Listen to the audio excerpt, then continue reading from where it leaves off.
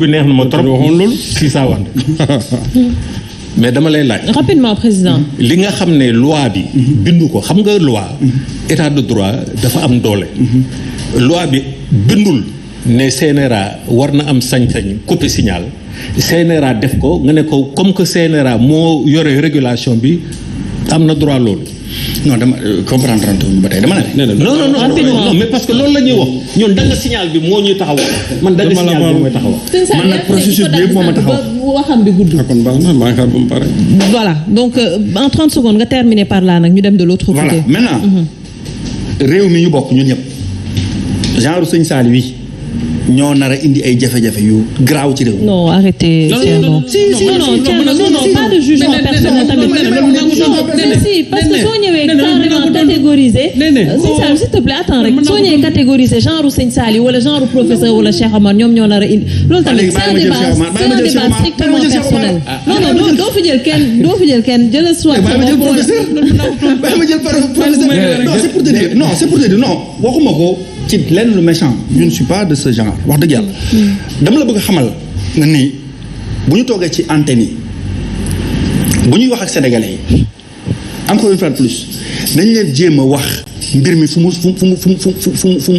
soqe ko xam nga Sanoussi sànq boo mu expliqué tegal na la li war a am ñoom ñëpp boo déglee seen i kàddu daanaka xam nañ ni revue de presse bi nu mu tëddee woon xumbal bi ci am ak signature bu mu ciy def mais saa waay loolu àndul ak dara ak journalisme nañu wax ne dëgg mais loolu dañ ko war a sanctionner c'est ça la vérité c'est pas parce que yéen ay confrères u Ahmed Aïdara ngeen da ngeen bokk ak moom chaîne bi que da ngeen koy protéger ci loolu nit soo ko bëggee da nga koy wax dëgg Ahmed Aïdara kenn waxu ko arrêté la dañ ko ne ni nga koy defee bàyyi ko d'accord c'est ça la vérité. Oui, c'est ça. Il est vrai qu'il fait des hors-sujets. Ah oui.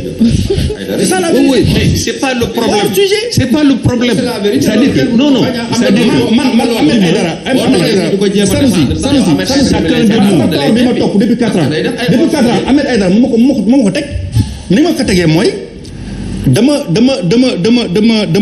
def benn journal à la RTS. benn professeur u CESTI Mamadou Ndiaye de sunu grand bind ci. C'est un philosophe. Philosophe si certainement il n'a pas compris le texte mu ne waaw journaliste RTS yi dañuy toog léegi def seen mouvement politique lancer élément bi teg loolu moo ma topp ba récemment. ñu ko wax ci ànd aussi ce qu'il avait dit c'était très clair. loolu mosu am. merci Thierno alors sëñ Saliou on y va. non alors dina commencer teg ay chronomètre di leen jox. non c'est-à-dire non Thierno dama ko bëgg rafraîchir la mémoire. c'est-à-dire que Thierno. maintenant nag genre Serigne Saliou moo non xam nga aussi lu ñu nekk nii à l'antenne là c'est le doyen Babacar Diagne moom ma doon woo nee na il va m'envoyer tous les textes bon en réalité. neexoon na ñëw Ndoumbelane. neexoon mu ñëw Ndoumbelane. waaw mais il faut tenter de l'inviter.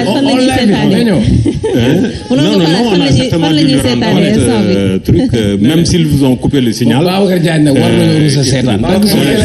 c'est-à-dire que non. le président balaa ngay dem Babacar Diagne xam nga war nañoo rus naan nañuy seetaan. gis nga lii gàcce. alors on peut pas parler tous en même temps. lii gàcce mooy.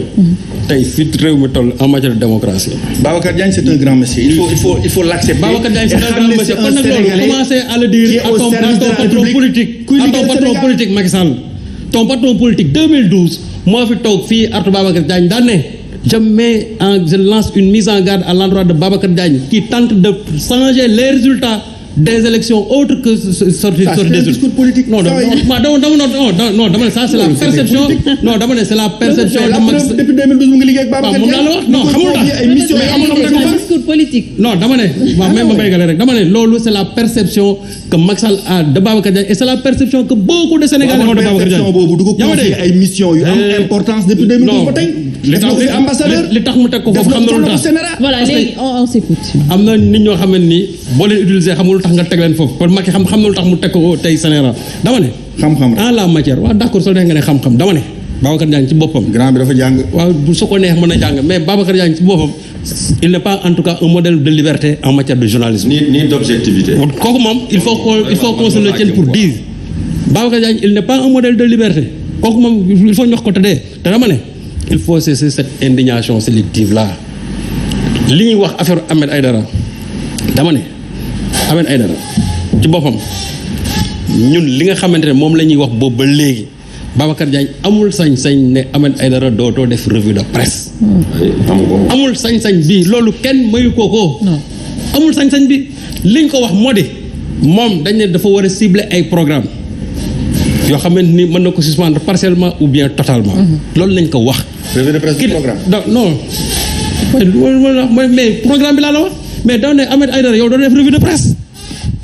c'est-à-dire la nga xamante ne yow su la neex nga ne man mën naa suspendre revue de presse bi ok mais nga ne Ahmed Aïdara mun na fa jógee loolu c'est-à-dire loolu ci boppam loolu la ñu bind ñoom. waaw effectivement. loolu la ñu bind te amul programme te waxoo ci ki def programme kay mooy programme. waaw mais non waaw amoon Thierno aussi. tu es en train de t'enfoncer. da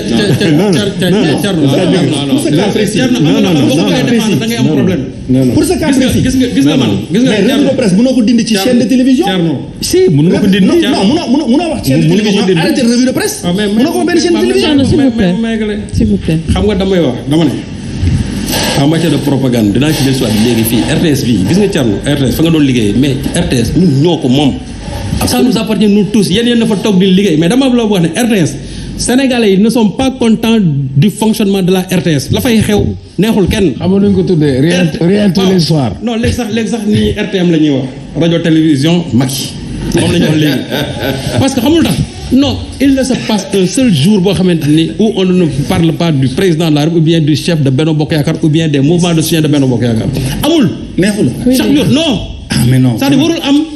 chef de l'État warta am non le président de la République on peut couvrir ces événements ok mais dama je parle des activités politiques waaye mais chaque jour ñu génne tey je peux t'avouer ma defal la benn aveu ma defal la benn aveu non dama lay defal benn aveu pour nga bañ a juum bàyyi ma eggalee ñun waa Benno ñu si gën a bëri dañuy incriminer Racine Talla bàyyi ma ñu si gën a bëri kontaanuñ ci Racine Talla parce que duñ jàll RTS non loolu lay wax la rek loolu ça ay loolu RTS doo si gis affaire Benno kon opposition xaw ma fu muy taxaw alors sëñ Sall da ngay terminer ñu déglu président laata ñu dellu ci professeur ak Cheikh Omar mu wax rapidement lan la ko Babacar bëggoon wax tout simplement sur vraiment ce communiqué du SYNPICS vraiment ils auraient pu nous épargner toute cette littérature là quand même qui est très en figurine très waaw parce que lii ma gis nii lu ñu wax le SYNPICS suit de très près l'évolution suit c'est-à-dire que ñoom c'est-à-dire suit ñoom donc ñu ngi toog di seetaan voilà un syndicat boo xamante ne nii bu presque nga doon xaar ñu def par exemple Saliou c'est-à-dire exprimer totalement leur solidarité à l'endroit ba pare ñoom jàng texte yi à l'endroit du groupe des médias et puis ñoom ñu ngi wax ay problème mu j'espère que les intérêts des droits des travailleurs seront préservés et cetera de ça c'est-à-dire li nga xamante ne moom la Babacar Diagne def ñoom ils n'ont qu'à attaquer ça et c'est la raison pour laquelle depuis barki dem ba léegi quand on les invite ici ils ne viennent pas parce qu'ils ne peuvent pas défendre aujourd'hui cette position-là c'est inacceptable gis nga moo tax ma ne la le SYNPICS qu'on a connu dans les années 2000 la dictature ak dans les années 90 SYNPICS boobu amatul léegi moo tax ma ne le SYNPICS n'existe pas ce SYNPICS là ça n'existe pas ça n'existe que de nom et la preuve aujourd'hui mais sëñ Saliou est-ce que du position bii la ñu mënoon amuñu position déedéet c'est-à-dire bu ñu jàngee textes yi Mamadou Ibra Kane mi c'est le directeur du CDEPS oui il a bien lu les textes xam na lu textes yi wax ñoom mën nañ jàng textes yi xam nañ bu baax lu textes yi wax textes yi li mu wax c'est clair li ñoom Babacar Diagne def c'est-à-dire abus d'autorité tout simplement la du leneen Babacar Diagne il a outrepassé tout simplement ses droits amul woon benn sañ-sañ tey ñu ne dañuy couper le signal de Sen TV et ce qui est extrêmement grave c'est devenu une banalité aujourd'hui en 2 ans 3 fois ñu couper le signal même groupe de presse. Vous pensez que ça c'est sérieux dans une démocratie